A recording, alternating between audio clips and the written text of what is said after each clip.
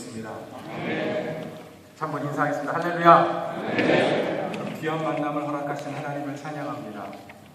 캄보디아 말로 한번 인사해 보실까요? 캄보디아에서는 손을 합장하고 좀리업수어 이렇게 인사합니다. 좀리업수어. 옆에 있는 분들하고 한번 인사하겠습니다. 좀리업수어. 제가 처음에 캄보디아 가서 보니까 손을 그냥 합장하는 게 아니고요, 안에 결안 하나 들어갈 정도로 봉긋하게 모아서 좀리업수어 인사합니다. 시간이 지나면서 이게 어떻게 유래된 인사인가 물어봤더니 원래 불교에서 그 연꽃을 가지고 부처에게 봉양하던 관습에서 나와가지고 손으로 연꽃 모양을 해서 부처를 봉양하듯이 인사한다, 이렇게 그런 의미로 인사를 하는데요. 제가 교회에서 보니까 캄보디아 크리스찬들도 그렇게 인사를 하는 거예요. 어떻게 우리가 불교식으로 인사할 수 있겠는가? 그래서 좀 크리스찬식으로 바꿨으면 좋겠다 고민하다가 제가 개척한 캄보디아 교회에서는 이 손을 짜부라뜨리기로 했습니다. 그래서 연꽃 손이 아니고요. 이것은 마음의 고백을 담아서 인사로는 점립수어 하지만 마음속의 고백은 내가 당신을 위해서 기도하는 손이 되겠습니다. 중보자가 되겠습니다. 이런 의미로 점립수어 인사하는데, 이번에 다시 한번 인사하실 때는 여러분들도 마음속의 고백을 담아서 입술로는 점립수어 하지만 마음속으로는 어떻게 고백하시라고요? 내가 당신을 위해서 기도하겠습니다. 그럼 마음의 고백으로 한번 인사하도록 하겠습니다. 점립수어. 감사합니다. 오늘 여호수아 선교회 헌신 예배로 이렇게 또 초청해 주셔서 여러분들과 함께 선교지에서 있었던 이야기들을 중심으로 하나님께서 어떤 일을 행하셨는가 이렇게 함께 고백하고 나누려고 하는데요. 저는 처음에 여호수아 선교회 그래서 청년부나 아주 젊은 청장년인 줄 알았습니다. 근데 나중에 연락을 받고 보니까 50대 이 남자분들이 여호수아 선교회다 그러는데 제가 너무 이름을 잘 지으셨다고 생각했어요. 마음은 20대입니다. 그렇습니다. 인생의 장년으로 살아가지만 저는 우리 여호수아 선교회 모든 회원들이 영적인 청년이 되어서 영원한 하나님 나라의 청년으로 살아가실 수 있기를 주님의 이름으로 축복합니다. 아멘. 그래서 오늘 제가 잠깐 예배를 설교 말씀을 나누기 전에 기도할 텐데요. 우리 여호수아 선교에 속한 분들, 또 우리 사모님들 잠깐 자리에서 일어나시면 제가 잠깐 한번 기도하도록 하겠습니다. 잠깐 일어나 주시겠어요? 같이 기도하겠습니다. 거룩하고 존귀하신 하나님, 이 시간 감사와 찬송과 영광과 존귀를 주님 앞에 올려드립니다. 우리 여호수아 선교의 귀한 주의 종들을 하나님께서 택하여 불러주시고 믿음의 가정으로 삼아주신 것 감사드립니다. 하나님, 여호수아 선교에 속한 우리 모든 회원들이 정말 가정과 교회를 주님 사랑하듯이 섬길 수 있도록 주님 도와주시옵소서. 하나님을 향한 헌신의 각오와 결단이 있게 하시고 하나님, 주님을 섬기듯이 자녀들을, 배우자를, 교회 성도들을, 또 교회에 정말 많은 주의 종들을 섬기는 일에 하나님 귀하게 쓰임받을 수 있도록 축복해 주시옵소서. 건강을 지켜주시고 물질의 은혜도 주시고 하나님, 시간과 인생에 주신 하나님의 모든 축복을 동원해서 정말 주님을 기쁘시게 하는, 하나님께 영광 돌리는 믿음의 종들 되게 하여 주시옵소서. 감사드리며 존귀하신 예수님 이름으로 기도드리옵나이다. 아멘. 감사합니다. 그럼 오늘 저녁에 짧은 시간에 캄보디아 선교에 대해서 몇 가지 말씀을 드리려고 하는데요. 아마 말씀 강해나 설교는 우리 목사님들께서 많이 들려주시기 때문에 저는 이 저녁에 오늘 여러분들을 캄보디아로 잠시 모시고 가려고 합니다. 항공료 안 내셔도 되고요. 편안한 마음으로 들으시면서 하나님께서 저를 선교사로 부르시고 캄보디아로 인도하셔서 행하신 일들을 통해서 하나님의 그 사랑이 어떠한 사랑인지 저와 여러분이 함께 나누고, 우리도 그 사랑을 쫓아서 가족을 사랑하고 이웃을 사랑하고 교회를 사랑하고 세상을 사랑하는 하나님의 신실한 백성들 될 수 있기를 이 시간 주님의 이름으로 간절히 부탁드립니다. 우리가 나눈 말씀인데요, 성경 봉독이 아니라 암송을 해주셨어요. 그래서 우리 박석원 권사님 하셨던 대로 저희도 한번 같이 암송하도록 하겠습니다. 3장 16절 요한복음 3장 16절 말씀입니다. 시작. 하나님이 세상을 이처럼 사랑하사 독생자를 주셨으니 이는 그를 믿는 자마다 멸망치 않고 영생을 얻게 하시옵소서. 아멘. 저도 모태신앙으로 자라고 또 교회에서 성장을 했는데요. 하나님이 세상을 이처럼 사랑하사 어려서부터 암송하고 묵상했던 말씀입니다. 그럼에도 불구하고 제가 캄보디아 2004년에 가서 6년 동안 사역하면서 사역을 마치고 나서 하나님 앞에 고백했던 것은 저는 선교지 가서 하나님이 이처럼 세상을 사랑하셨다는 말이 무엇인지, 그리고 제자들을 불러서 너희도 이처럼 서로 사랑하라고 명령하신 그 명령의 의미가 무엇인지 깨달을 수 있었습니다. 이 밤에 저는 저와 여러분이 다시 한번 이 말씀의 의미를 생각하고 우리도 정말 사랑할 수 없는 사람들을 사랑하고 그 사랑을 통해서 하나님의 놀라운 영광, 능력, 은혜가 드러나는 삶을 사실 수 있기를 주님의 이름으로 부탁드립니다. 여러분, 캄보디아는 많은 아픔을 가진 나라입니다. 영광과 아픔이 있는데요. 캄보디아는 1000년 동안 힌두교를 숭상했고 그 이후에 1000년은 불교를 숭상했는데 그 시기에 지어진 사원이 앙콜와트라고 하는 사원입니다. 그래서 여러분들이 툼 레이더라고 하는 영화를 보시면 이 앙콜 사원을 배경으로 이렇게 영화가 찍어졌는데요. 이 앙콜 사원은 전 세계 문화 제8대 문화유산으로 이렇게 선정이 될 정도로 굉장히 아름답고 존귀한 사원, 좋은 사원이죠. 그런데 기도하는 것은 지난 처음에 1000년 동안은 기원후 힌두교를 섬겼고 그 이후 1000년은 불교를 섬겼던 이 나라가 하나님의 은혜 가운데 이제 앞으로 1000년은 살아계신 하나님을 예배하는 그런 귀한 민족이 될 줄로 믿습니다. 그래서 하나님께서 많은 선교사들을 불러 모으신 것 같아요. 저희가 2004년도에 선교지에 들어갈 때 선교사들은 선교지에 도착하면 번호를 매깁니다. 군대랑 비슷해요. 그래서 먼저 간 분들이 선임 선교사가 되는데 제가 한 80번 정도 이렇게 되는데 요즘 캄보디아에 계신 한국 선교사님들이 400명이 넘어섰습니다. 굉장히 많은 선교사님들이 들어가는데 하나님께서 정말 이민족과 나라를 축복하시기 위해서 인도하신 줄로 믿습니다. 우리가 잘 아는 대로 1975년부터 79년까지 캄보디아의 킬링필드라고 하는 공산주의 혁명이 일어났습니다. 그 기간 동안에 약 한 200만 명의 캄보디아인들이 학살당하고 같은 캄보디아인들이 어떤 공산주의 사상에 의해서 다른 사람들을 학살하는 그런 만행이 자행됐던 시기이고요. 이런 아픔이 지금 캄보디아에 살아가는 40대, 50대 청장년들의 마음속에, 삶 속에 깊이 뿌리 박혀 있습니다. 그럼 선교학자들은 선교의 원동력, 선교의 근원이 무엇이라고 얘기하냐면 오늘 우리가 읽은 본문 말씀 요한복음 3장 16절에 하나님의 사랑이 타락한 이 세상, 반역하는 이 세상을 구원하시는 하나님의 선교의 원동력이 된 줄로 믿습니다. 그럼 그 사랑을 증거하고 실천하기 위해서 선교사들이 선교지에 가는 것이죠. 저와 제 아내도 저희가 2004년도에 캄보디아에 선교사로 가기로 결정하고 마음속에 각오했던 것입니다. 이 사랑을 실천하고 이 사랑을 전하러 가자 이렇게 마음을 먹었었습니다. 처음에 저희가 선교지를 결정하고 저희 아내에게 이야기했더니 저희 아내가 물어보더라고요. 그럼 캄보디아에 가서 어떤 도시에 가서 사역을 하실 거예요? 물어보는데 제가 그렇게 대답했습니다. 깜뽕짬이라는 도시에 갈 겁니다. 그럼 한번 해보시죠. 깜뽕짬. 제가 그 이야기를 했더니 저희 아내가 막 웃으면서 아니 거기는 무슨 중국집이 많냐고 깐풍기랑 짬뽕을 섞어놓으면 그 이름이 되는 것 같다고. 그런 의미는 아니고요. 이 깜뽕짬이라는 의미는 짬족 사람들이 많이 사는 나루터 혹은 마을이라는 의미입니다.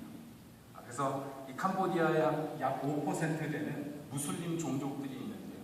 그 무슬림 종족들이 가장 많이 사는 마을이 이 깜뽕짬이라고 하는 마을입니다. 그래서 제가 무슬림 사역을 하기 위해서 캄보디아에 들어가서 언어를 배우고 사역을 했는데 그래서 이렇게 수염을 기르고 있습니다. 무슬림들이 수염을 기르면 영적인 사람으로 또 성인으로 대우를 해주기 때문에 그들과 함께 복음을 나누기 위해서 이렇게 수염을 길렀는데요. 제가 오늘 여러분과 함께 나눌 그런 이야기는 저희가 저희가 실제적으로 무슬림 사역을 시작하기 전에 선교지에 도착해서 처음 2년 동안 어떤 일이 있었는지 좀 말씀을 드리려고 합니다. 캄보디아에 가면 자주 보실 수 있는 게 이런 흙토담 같은 게 있는데 여러분 이게 뭔지 아십니까? 개미집입니다. 그런데 이 캄보디아에는 아주 훌륭한 음식이 있는데요. 앙크롱이라고 하는 음식인데 바로 그 개미집의 개미를 그 콜로니 자체를 다 걷어가지고 이렇게 요리를 한 음식이에요. 그래서 개미 자세히 보시면 개미도 있고 개미 하얀 거는 개미 알이고요. 약간 누리끼리 한 거는 개미 번데기입니다. 그래서 온 개미 식구들을 다 걷어가지고 이렇게 식사를 하는데 제가 어느 날 그 대학에서 강의를 마치고 점심 식사를 하러 집에 왔더니 저희 아내가 이 음식을 준비해놨어요. 뭐 앙꾸롱이라는 한 음식인데 캄보디아 사람들이 좋아하는 음식이에요. 한번 드셔보세요. 그래서 음식을 먹으려고 이제 밥에다가 탁 폈는데요. 먹기가 굉장히 어렵더라고요. 밥 아래 개미들이 막 올라간 것 같아가지고. 근데 옆에서 저희 아내가 한마디 딱 하는데 제가 한번 바로 맛을 봤어요. 뭐라고 그러냐면 여보 이게 몸에 좋대요. 어떤 목사님이 그러시더라고요. 한국 사람들은 몸에 좋다면 다 먹는데 만약에 아담과 하와가 한국 사람이었으면 절대 타락 안 했대요. 왜냐면 선악과 대신에 뱀을 잡아먹고 인간은 타락하지 않고 선교도 필요 없었을 텐데 뭐 얘기하시는 이야기를 들었는데 몸에 좋다고 해서 먹어봤는데 그래도 뭐 맛은 조금 있는데 먹기가 쉽진 않습니다. 근데 옆에서 또 하는 이야기가 여보 우리가 캄보디아 사람들을 사랑하러 왔는데 이분들이 사랑하는 음식을 혐오하고 싫어해가지고 어떻게 그분들에게 복음을 나눌 수 있겠어요? 그분들이 사랑하는 거 다 사랑해야지. 그래서 열심히 먹다 보니까요 맛이 꽤 있습니다. 마늘을 볶은 기름에다가 갖은 양념을 해가지고 이렇게 하니까 여러분 메뚜기 볶아서 드셔보신 분들은 그 바삭바삭한 맛이 그대로 살아있습니다. 거기다 개미 예전에 잡아서 이렇게 뒤를 빨아보시는 거나 우리 여호수아 선교회 회원들랑 해보셨을 것 같은데 시큼하죠. 개미 산이 있어가지고 약간 시큼한 맛과 갖은 양념 맛이 있어서 맛있습니다. 음식을 사랑하는 건 조금 쉬웠던 것 같아요. 그런데 이 캄보디아에 가서 가장 어려웠던 것 중에 하나가 언어를 사랑하는 것입니다. 이 캄보디아 말이 굉장히 어려워요. 한국말은 자음이 몇 개인지 아십니까? 24개. 그래서 자음 10개, 모음 14개로 언어가 구성이 되는데요. 영어는 26개인데 캄보디아 말은 자음이 33개예요. 그리고 거기에 받침자음까지 해가지고 66개입니다. 모음이 24개 정도 되는데 그 모음이 두 가지 소리가 나요. 그래서 48자를 알아야지 모음을 읽을 수가 있습니다. 그리고 첨자라 그래가지고 다이아크리틱이 11자, 독립 모음이 11자. 그래서 132자를 외워야지 알파벳을 읽을 수가 있는 단어를 읽을 수가 있는. 굉장히 화가 났어요. 어떤 분이 그러시더라고요. 캄보디아 말은 한국에 라면을 뽀개가지고 던져놓으면 캄보디아 말이 된다. 굉장히 읽기가 어렵습니다. 영어는 그냥 자음 옆에 모음 붙여가지고 일직선으로 이렇게 읽으면 됩니다. 그래서 그 영어를 사용하는 사람들의 생각도 직선적인 사고죠. 그냥 글자도 직선적으로 읽다 보니까. 우리 한국 사람들은 조금 복잡하게 언어를 읽습니다. 생각도 약간 더 복잡한 것 같아요. 직선적으로 안 하고 여러분 자음 옆에도 모음이 올 수가 있고요. 자음 아래에도 우리는 모음이 올 수가 있습니다. 그래서 영어를 읽는 사람들이 굉장히 이상한 거예요. 처음 한국말을 읽을 때. 그런데 캄보디아 말은 자음 사방에 다 모음이 올 수 있어요. 그러니까 자음을 찾아가지고 앞뒤 위 아래 모음이 어디 있는지를 읽어야 돼요. 그리고 또 받침자음이 있기 때문에 그것까지 읽어줘야 되니까 자음 하나 읽고 모음 찾고 받침자음 찾고 자음 하나 읽고 모음 찾고 받침자음 찾고 이러니까 눈이 빙글빙글 돌아가죠. 어떤 순환적인 사고가 그런 발전할 수 있는 그런 구조인데 언어를 배우는 것도 힘들지만 그렇게 어렵진 않았던 것 같아요. 저는 이제 마을에 가서 언어를 연습하고 시간이 지나면서 아이들과 대화를 나눌 정도가 돼서 제가 밖에 나가서 아이들과 언어를 사용하고 가게 가서 언어를 배우고 했는데 저희가 선교지에 도착해서 한 1년쯤 지났을 때 아직 언어를 완전하게 하지 못할 시기였는데 미국에서 전화가 왔어요. 저희가 후원하는 교회에서 목사님이 우리가 올해 여름에 단기 선교팀을 보내려고 하는데 백성교사님 있는 캄보디아를 후보지로 우리가 생각을 하고 한번 이번에 방문했으면 좋겠습니다. 근데 그때 제가 그 전화를 받고 목사님, 제가 캄보디아 도착한 지 지금 한 1년이 채 안 됐는데 아직 언어 배우고 있고 아무 사역도 하고 있지 않습니다. 단기 선교팀이 와서 무슨 일을 할 수 있겠습니까? 걱정 마시라고. 우리가 인도네시아에 지난 몇 년 동안 계속 단기 선교팀을 보냈고 거기 10수년간 사역하신 선교사님이 있는데 올해도 그곳에 보내려고 정탐팀을 보내는데 그 길에 한번 백선교사님 만나러 가는 거니까 염려하지 마시고. 그래서 방문을 하셨는데 방문해서 저희 아이들이 현지 학교에 처음에 가서 한 1년 동안 다니는데 그 현지 학교를 한번 가서 보자 그랬어요. 그 현지 학교를 가서 교장 선생님을 만나가지고 대화를 나누던 중에 이 목사님이 우리가 미국에서 팀들을 데리고 올 건데 만약에 여기 와가지고 이 학교를 도와준다면 어떤 일을 해줬으면 좋겠습니까? 그랬더니 그 교장 선생님이요, 우리에게 영어를 가르쳐 주십시오. 초등학교 아이들, 유치원 아이들 영어 일찍 배웠으면 좋겠는데 영어를 가르쳐 주십시오. 이런 부탁을 했는데요. 이 목사님이 그 부탁을 마게도니아의 환상으로 들으셨어요. 이곳에 와야 되겠다. 청년들 그리고 함께 단기 선교사님들이 그 일을 할 수 있다. 그래가지고 그해 여름에 단기 선교팀이 우리 캄보디아에 오기로 하셨어요. 저는 굉장히 큰일 났습니다. 통역을 다 해야 되기 때문에 제가 그 단기 선교팀이 도착하기 3개월 전부터 이 단기 선교팀이 와가지고 어떤 이야기를 할까 혼자서 상상해가지고 문장을 만들고 단어를 찾아가지고 외워가지고 공부했는데 제가 가만히 돌이켜보니까 1년 동안 제가 언어 공부한 것보다 그 3개월 동안 언어를 더 많이 읽었어요. 한 300개 문장과 1200개 단어를 외웠더라고요. 그럼 선교지에 도착한 지 얼마 안 된 선교사님들에게 우리가 단기 선교팀을 보내야 될까요? 말아야 될까요? 보내야 좀 언어 공부할 것 같아요. 정말 열심히 공부했는데 열심히 공부하고 이제 단기 선교팀이 올 때가 다 됐습니다. 몇 주 전에 목사님이 전화 오셔가지고 백선교사님, 우리가 캄보디아에 단기 선교팀이 가는데 어떤 영적인 목적, 영어만 가리킬 게 아니라 영적인 목적이 있어야 되는데 어떤 목적으로 우리가 사역을 했으면 좋겠습니까? 그때 제가 이 아이의 담임 선생님이었던 타석이라고 하는 여자 선생님이었는데 이분이 영어를 조금 하셔서 제게 언어를 가르쳐주시고 캄보디아 말을 가르쳐주고 제가 영어를 가르쳐주고 이렇게 했는데 이분에게 아무리 복음을 전하려고 해도 아주 복음을 받아들이지 않는, 너무너무 뺀질뺀질하고 어떤 면에서 보면 저를 막 놀리면서 선생님이나 예수입니다. 나는 우리 할아버지가 불교인이고 우리 가족이 불교인데 내가 왜 이 종교를 포기하고 기독교인이 되냐? 그러면서 복음을 받아들이지 않았던 선생님이 있는데 제가 그 선생님 생각을 하면서 목사님, 이번에 단기 선교 오셔서 이 타소피 선생님 전도해 주십시오. 이렇게 부탁을 드렸어요. 몇 주 뒤에 전화가 오셨는데요. 이제 몇 명이 오시고 숙소를 어떻게 준비해야 될까 제가 의사소통을 하던 중에 이 목사님 그러시는 거예요. 선교사님, 정말 캄보디아 축복받았습니다. 이번에 40명이 신청해가지고 단기 선교 갑니다. 그러시는 거예요.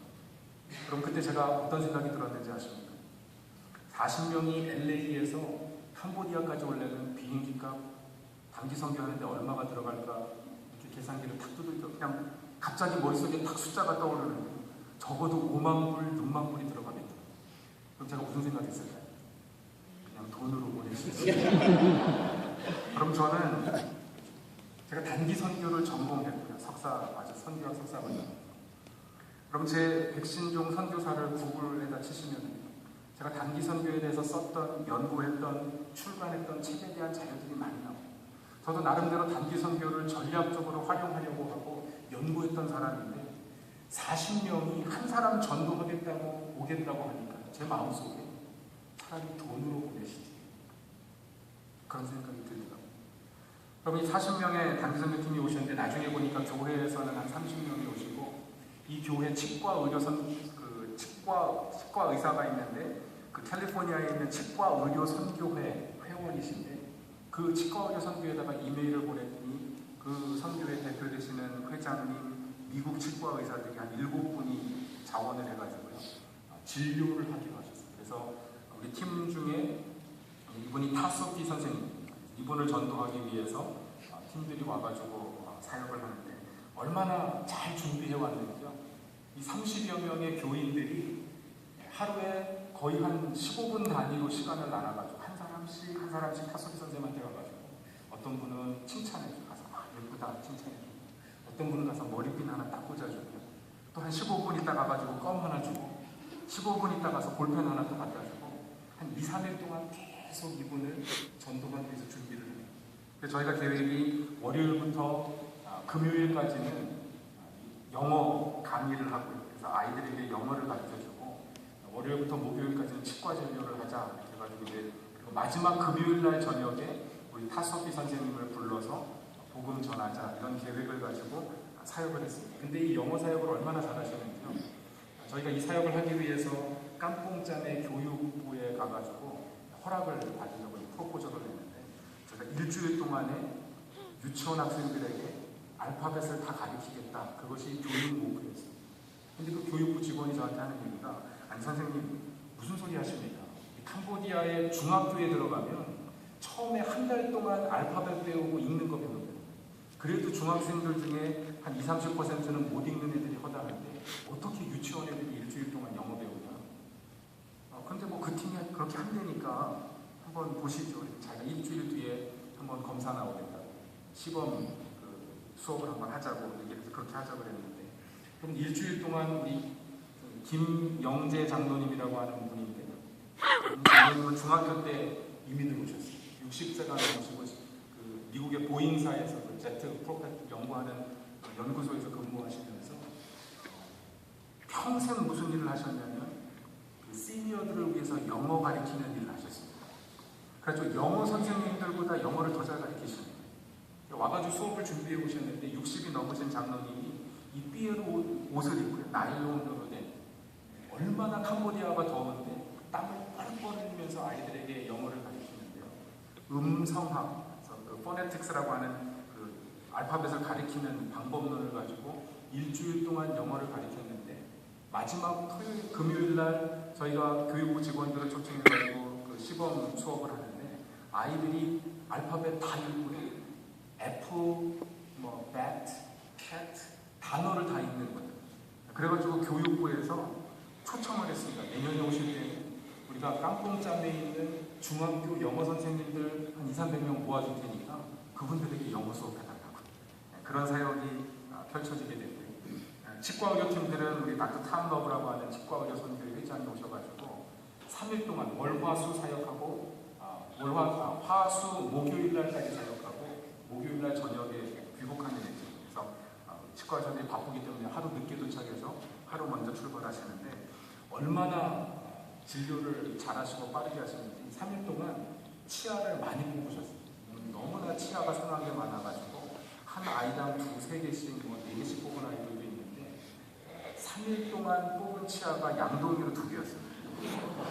대단히 치아를 많이 특별히 닥터 탐러브라고 하는 분은 그 덴탈 서전 치과 치아 빼는 게 전문이래가지고 다른 의사들이 하나 뺄 때 이분은 3개, 4개를 빼시고 열심히 빼셨는데 그래서 이 치과의료 선교에 계신 분들이 목요일까지 사역을 다 마무리하고 목요일날 이제 짐을 다 싸가지고 공항으로 캄보디아는 밤에 비행기가 출발하기 때문에 공항으로 보내고 이 치과의사 선생님들은 저녁 식사하고 다 팀들하고 같이 모여서 마지막 기도회하고 우리가 다시 집으로 파송하자 이렇게 해가지고 저희가 식사를 마치고 모여서 기도하는 중이었습니다. 그런데 그날 저녁에 목요일날 저녁에 사고가 일어났어요. 갑자기 밖에서 문을 두드리는 소리가 났는데 보니까 이 캄보디아 어떤 학생 하나와 이 타소피 선생하고 그 부모님 교감 선생님이 찾아오십니다. 이 학생은 아닙니다. 제가 사진이 없어서 아무거나 하나 올려놨는데 어린 학생을 데리고 왔는데 보니까 아침 8시에 치아 4개를 뽑았다는 거예요. 그리고 피가 계속 나가지고 이렇게 지혈을 하려고 그러는데 그때가 저녁 8시 한 12시간 지났는데 아직까지 피가 계속 나는 거예요. 그래서 부모가 놀래가지고 아이를 데리고 왔는데 이 의사 선생님들이 부모를 불러서 이제 통역을 통해서 물어보는데 혹시 이 아이가 예전에 피가 안 멈춘 적이 있었냐 그랬더니 이 부모가 하는 소리가 얘는 어렸을 때부터 피가 나면 이렇게 뭐 약을 먹거나 주사를 먹거나 하는 걸 좀 해야지 피가 멈추지 잘 안 멈춘다고 얘기를 했습니다. 그랬더니 의사 선생님들이 긴장해가지고 그냥 모든 약품과 그 진료기구는 다 푸른펜으로 보낸 상황이고 지금 아이가 12시간 동안 계속 지혈이 안 됐다면 갑자기 샤크가 오거나 이런 게 큰 문제가 생길 수 있는데 빨리 당장 푸른펜으로 데려가서 수혈을 해야 될 것 같다. 막 의사 선생님들끼리 의논하는 중이었는데 이 팀을 인솔했던 백 목사님이 저를 부르시더니 백성 목사님 통역 좀 해주세요. 그리고 그 불교를 믿는 부모님과 교감 선생님, 타소비 선생님에게 가서 이렇게 얘기합니다. 어머님, 우리는 하늘과 땅을 지으신 하나님을 믿는 크리스천들입니다. 하나님이 이 땅을 지으셨을 뿐만 아니라 인간의 몸도 창조하셨기 때문에 우리가 기도하면 하나님 응답하시는데 우리가 이 아이의 피가 멈추도록 기도해도 되겠습니까? 제가 이걸 통역해야 되는데 마음속에 가슴이 또 철렁한 거예요. 아니 지금 불교 믿는 사람들에게 하나님을 이야기해도 괜찮은가? 뭐 그것까지도 괜찮은데 목사님이야 기도해가지고 피가 안 멈추면 그러고 가시면 되지만 그 뒷감당을 다 제가 해야 되는데 만약에 기도해서 피가 안 멈추면 어떻게 하시려고 이러시나 이런 생각이 드는 거죠. 그런데 제가 통역을 하고 났더니 이 부모님이요, 네 기도해 주세요 그러십니다. 그래서 40명의 단기선교 팀원들이 아이를 중간에 놓고 저희가 한 10여 분간 통성 기도를 하고 목사님이 대표 기도하고 저보고 마무리 기도하라서 마무리 기도하고 한 15분 정도 지나가지고 눈을 딱 떴어요. 그 전에 아이의 피를 지혈을 해야 되니까 다른 솜이나 이런 게 없어서 티백, 마른 티백을 가져와가지고 그 치아에다가 다 껴놓고 저희가 꽉 눌러보고 기도를 했는데 기도를 마치고 났더니 아이가 입을 벌렸는지 그 티백이 다 땅에 피가 흥건하게 젖어가지고 떨어져 있는데 제가 눈을 딱 뜨는 순간 깜짝 놀랐어요. 큰일 났다. 이거 안 멈췄으면 어떡할까. 근데 목사님은요, 아이의 입을 이렇게 들여다보시더니 피 멈췄습니다. 그럼 하나님께서 행하신 줄로 믿습니다. 진짜 가서 보니까 피가 멈췄습니다. 그리고 다른 분들 다 돌려보니 타석기 선생님을 붙잡으시더니 저보고 또 선교사님 통역해 주세요. 복음 전도 하시는데 길게도 아니고 한 5분도 안 될 짧은 시간에 타석기 선생님 보셨죠? 하나님은 살아계십니다. 하나님은 우리가 기도하면 들으시는 분입니다. 당신 불교 믿는데 부처에게 이제까지 기도해가지고 응답받은 것이 무엇이 있습니까? 말해보십시오. 만약 당신이 오늘 이 시간에 예수 그리스도를 영접하고 하나님을 당신의 영혼의 아버지로 인정하면 하나님께서 당신 기도 들어주실 것입니다. 예수 믿으시겠습니까? 여러분 그때 타소비 선생님이 네 믿겠습니다 그러는 거예요. 제가 그때 하나님 앞에 얼마나 섭섭했는지 모릅니다. 하나님 제가 선교사인데요, 제가 지난 7개월 동안 이분 전도하려고 그렇게 기도하고 하나님 앞에 무릎 꿇었는데 선교지에 와서 지금 첫 번째 열매인데 단기 선교팀에 와서 전도하면 하나님 저 부끄러워서 어떡해요. 그런데 하나님께서 그렇게 일을 하셨어요. 예수님을 영접하고 단기 선교팀이 돌아가면서 목사님이 부탁하셨어요. 백성교사님, 타소비 선생님 잘 양육해 주십시오. 그래서 제가 이 선생님을 양육하기 위해서 그날부터 성경 공부를 같이 하려고 하는데 그러고 봤더니 또 이게 성경 공부를 할 수 있는 자료가 없는 거예요. 제가 마침 LA 온누리 교회에 있을 때 1대1 제자 양육 성경 공부를 담당하는 그 부서를 담당했는데 그 교재를 한 권 가져갔습니다. 두란노에서 나온 1대1 제자 양육 성경 공부 교재를. 이제 그 교재를 한 과씩 캄보디아 말로 번역해가지고 처음에는 성경 공부하자는 얘기를 못하고요. 선생님 제가 이 캄보디아 말로 교재를 번역했는데 이 번역한 거 잘 됐는지 수정 같이 해주십시오. 그렇게 불러가지고 문제 읽고 성경 찾아서 답 달고 제 나름대로 성경 공부를 했습니다. 근데 2주, 3주, 4주 처음 4화가 예수님에 관해서 증거하는 것인데 공부하면서 이분이 예수님을 정말 영접하게 됐습니다. 그리고 저희가 만날 때마다 기도 제목 나누고 같이 기도하는데 이 타소비 선생님이 딱 2가지 기도 제목이 있어요. 첫째는 자기 부모님, 자기 가족들도 예수 믿게 해달라. 하나님이 역사하셔서 불교에 깊이 빠져있는 부모님인데 예수 믿게 해달라. 두 번째는 자기가 전문대학교 2년제 대학을 나와가지고 유치원 선생님 하고 있는데 교육대학원을 나왔는데 자기도 4년제 대학을 공부해서 중고등학교 영어 선생님 하고 싶다고 그 2가지 기도 제목을 위해서 기도하기 시작했습니다. 그런데 제가 이 타소피 선생님을 양육하기 위해서 그 교재를 한 과 번역하기 시작했는데 번역을 다 마치고 나서 어느 날 그 한국의 오성현 장로님이라는 분이 서울의 온누리교회 장로님이시고 한동대학교 부총장을 지내셨던 분인데 이분이 온누리교회에서 파송한 선교사님들이 프놈펜에 있는데 그분들 만나러 잠시 오셨다가 저기 LA 온누리교회에서 사역했던 선교사가 있다는 얘기를 듣고 전화를 주셨어요. 백선교사님, 내가 프놈펜에 와서 며칠 보낸 그 시간을 지내고 이제 내일 저녁에 들어가는데 오늘 오후에 깜봉장에 올라가서 백선교사님 잠깐 만나고 교제하고 갔으면 좋겠습니다. 가도 되겠습니까? 네, 장로님 모십시오. 저희 집에 와서 제 서재에서 하룻밤을 묵으셨어요.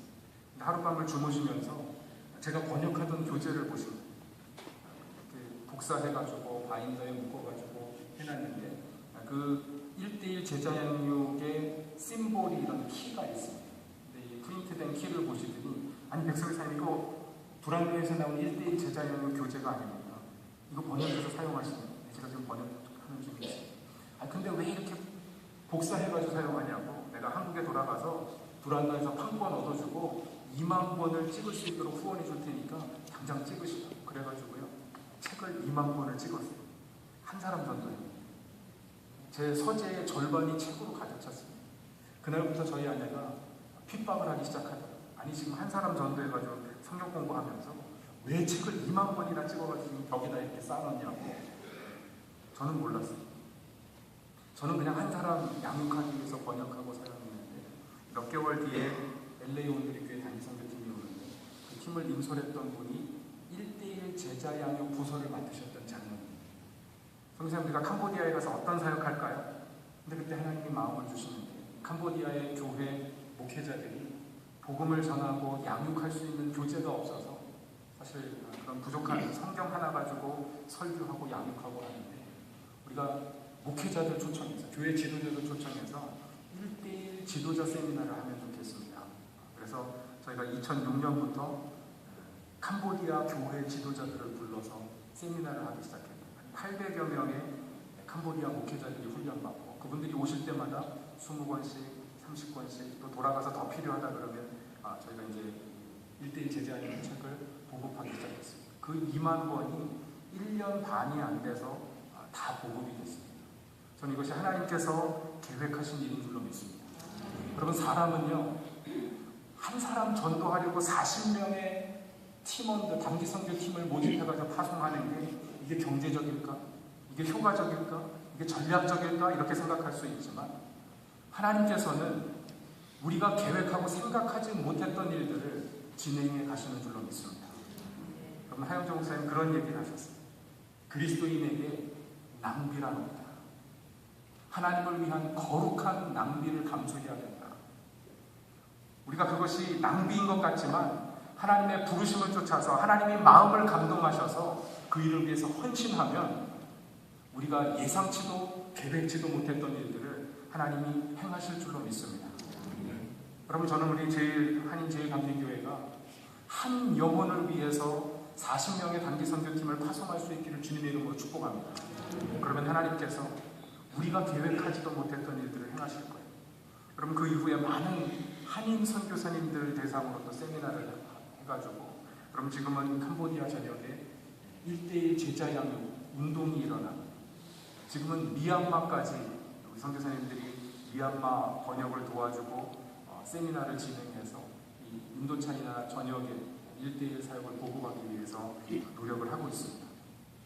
여러분, 타소피 선생님의 기도 제목이 두 가지라고 얘기했는데 어느 날 저에게 찾아와서 그런 얘기합니다. 선생님, 자기 부모님들 저녁에 초대해서 복음을 전해달라요. 그러면 부모님들이 예수님 믿을 것 같아요. 아니, 어떻게 갑자기 예수님을 믿겠냐고. 그랬더니 아니, 그게 아니고요. 제가 선생님이랑 한과 공부할 때마다 저녁에 가서 식탁에서 부모님들하고 동생들 다 양육을 이미 했대는데 그래서 이미 영접할 준비가 됐어요. 저희가 초청해서 복음을 전하는데 그날 저녁에 일가족이 예수님을 영접했습니다. 그럼 저는 하나님이 기도하면 들으시는 줄로 믿습니다. 그런데 두 번째 기도 제목은 잘 안 들어주시더라고요. 대학가입니다. 그 문제를 놓고 저희가 오랫동안 기도했는데 타소비 선생님이 조금 낙심하기 시작했습니다.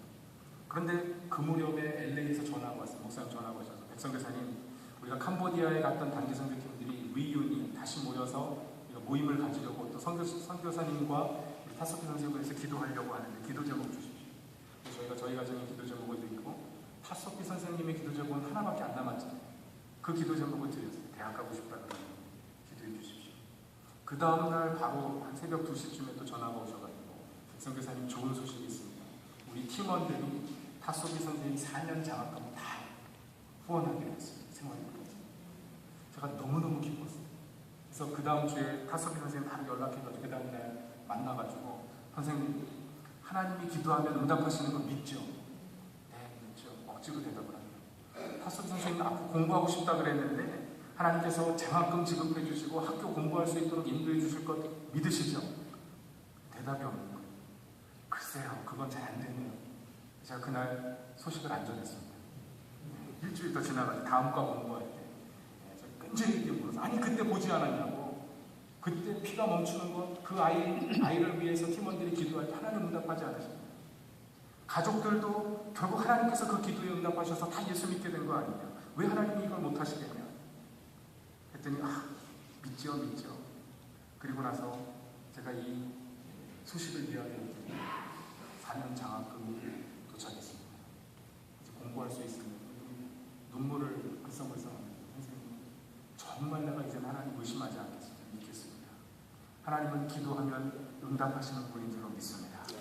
그렇게 고백하고 제가 학교를 보내기 위해서 준비했습니다. 그래서 캄보디아 제가 사는 깜봉장에서 제일 좋은 대학이 어디냐 그랬더니 캄보디안 유니버시티 포 스페셜티스 CUS라고 하는 대학이 제일 좋다고 해서 찾아가서 학장을 만났어요. 제 옆에 계시는 분이 미스터 짠투라고 하는 학장인데 학장 제가 여차여차해서 이분을 서포트해서 대학 보내려고 하게 됐더니 그냥 이런 기아에 안 됩니다. 어때?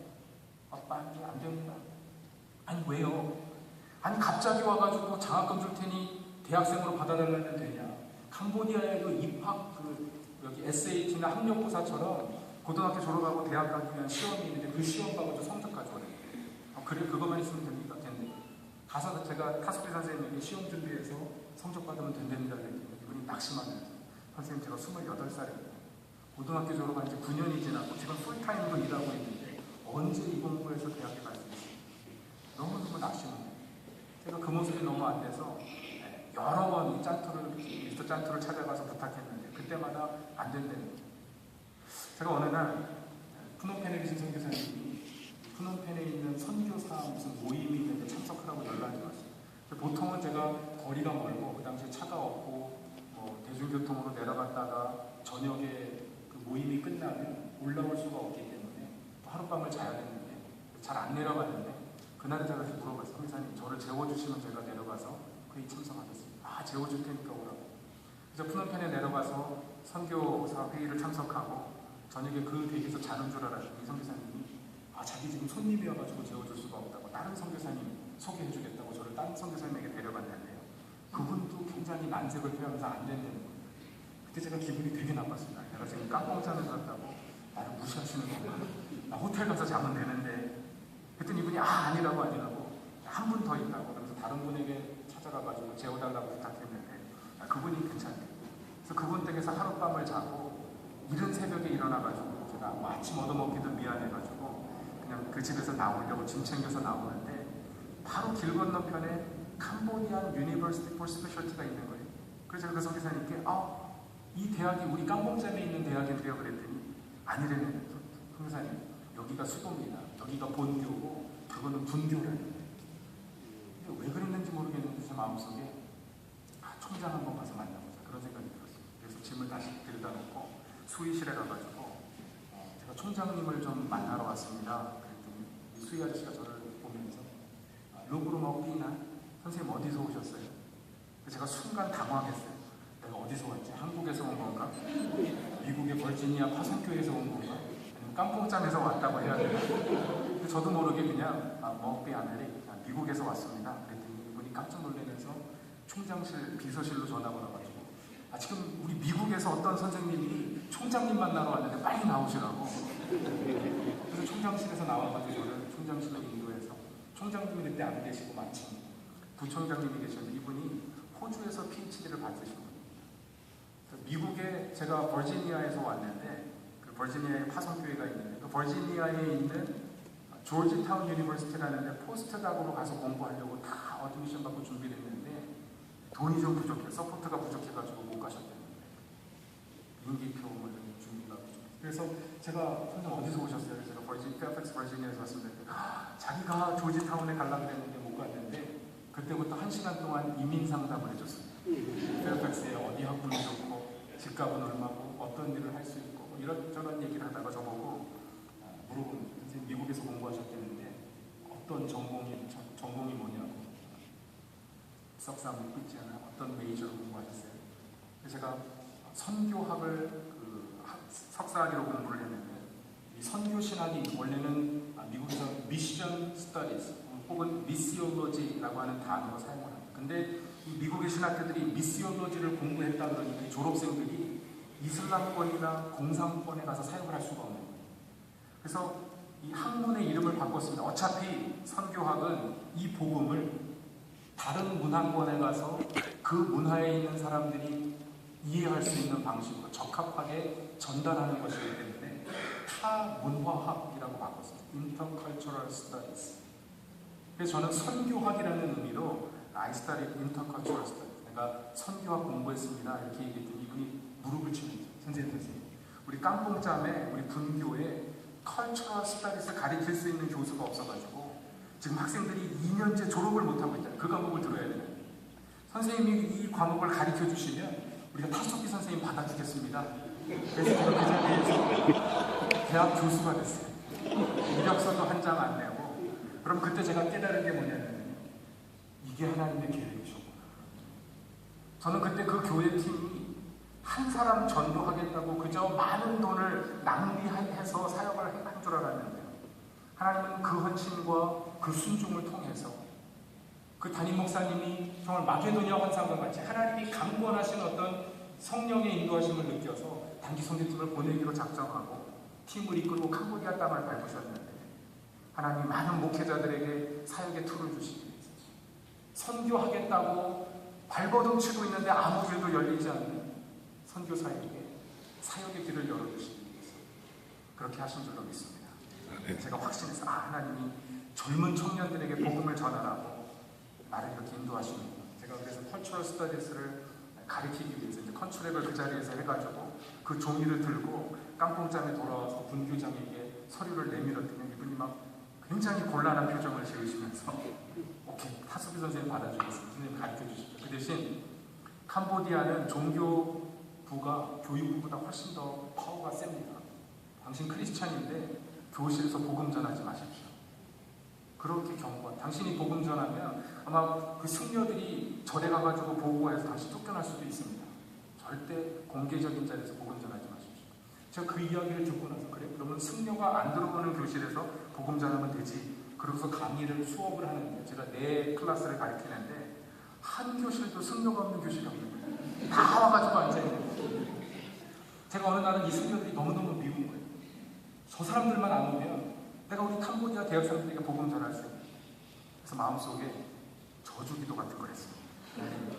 우리 캄보디아 승려들 정말 엘리야는 450명의 바알 선지자들을 상대하고 정말 영적인 승리를 거뒀는데 하나님 내가 이 캄보디아 불교 승려들을 영적으로